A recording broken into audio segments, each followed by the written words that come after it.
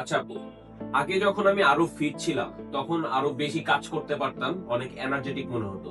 কিন্তু এখন ওজন বাড়ার কারণে এখন দেখা যায় যে অল্পতে আমি হাঁপিয়ে যাই। তো এটা থেকে বাঁচার উপায় কি? প্রথম কথাই হচ্ছে যে আপনার ওজন বেড়েছে মানেই কোষের সংখ্যা বেড়ে গেছে। তো এইটা বেড়ে যাওয়ার পরে মূলত দেখা যায় টাইপ 2 ডায়াবেটিস অনেকের হয়, যেটা অনেকেই টেস্ট করেন না, হয়তো জানেন না। তো ডায়াবেটিসে আসলে কি হয় সেটা একটু ছোট করে যদি বলতে চাই, আমাদের যতটুকু ইনসুলিন থাকার কথা সেটা থাকে না। ইনসুলিন খাবার থেকে যে শর্করাটা কোষে পৌঁছানো সেটা পারছে না। চলে যাচ্ছে রক্তে। এবং আপনার কোষ যেহেতু খাবার পাচ্ছে না, সেটা আপনাকে অবশ্যই ক্লান্তি একটা বোধ দিবে। ২ নাম্বার হচ্ছে আপনি যখনই হচ্ছে ওজন বাড়তে থাকবে সেটা আস্তে, আস্তে করে আপনার নানা ধরনের এনসিটিস গুলো হবে। এনার্জি আপনি পাবেন না। এটা খুবই হচ্ছে স্বাভাবিক।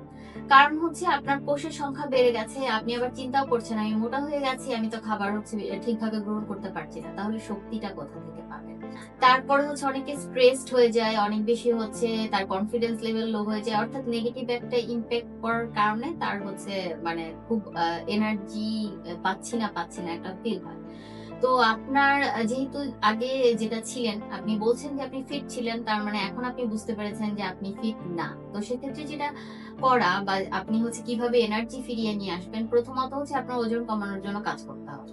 সেক্ষেত্রে ১ম এ অবশ্যই আপনার ডায়েটটা ঠিক করতে হবে। অর্থাৎ কোন পরিমাণে কি সময়ে খাবার খাবেন সেটা ঠিক করতে হবে।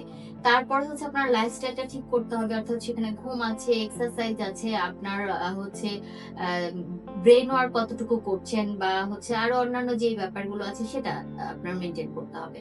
এছাড়া আমি হচ্ছে আরেকটা ব্যাপার জানতে চাই, আপনার যে ওজনটা বেড়ে গেছে এটা কি আপনার কোনো কাজ না করার জন্য নাকি কোনো মেডিসিনের সাইড ইফেক্ট? এটা আনহেলদি একটা লাইফস্টাইলের জন্য হয়েছে। আচ্ছা, আপনি বলছেনই আনহেলথি, সো আপনাকে অবশ্যই হেলথি লাইফস্টাইলে চলে আসতে হবে।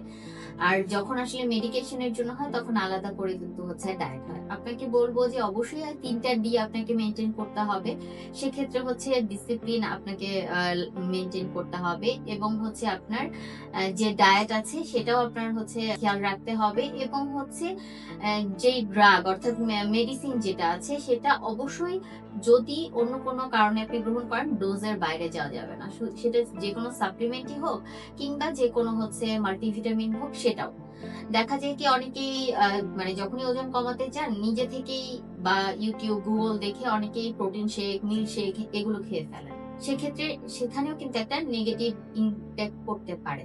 তাই অবশ্যই আগে আপনি যেহেতু বুঝতে পেরেছেন যে আনহেলথি লাইফস্টাইল এর জন্য আপনার ফিটনেস কমে যাচ্ছে, সেটাকে হেলথি তে নিয়ে আসার জন্য আপনাকে পরামর্শ